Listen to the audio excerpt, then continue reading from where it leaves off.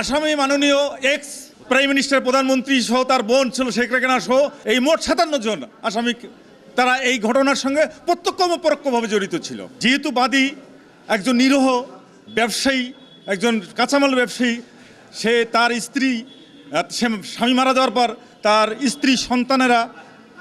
না খেয়ে দিনাপত্তিবাদ করতেছে, এই হায়ানার সরকার এইভাবে মানুষকে হত্যা করেছে। সেই কারণে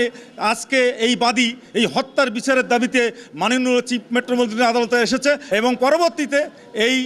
মামলার আজকের মতো বাদী যে জিতু বেগম,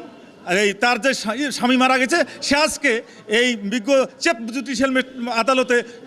সুষ্ঠু বিচার পেয়েছে। আসামি মাননীয় এক্স প্রাইম মিনিস্টার, প্রধানমন্ত্রী সহ তার বোন ছিল শেখ রেহানা সহ আরও যারা প্রেস সচিব ছিল, তারপরে পুলিশের ঊর্ধ্বতন কর্তৃপক্ষ সহ পেশাজীবী আওয়ামীপন্থী যারা আইনজীবী ছিল তারা এবং পেশাজীবী অনেক ছিল, এই মোট 57 জন আসামি,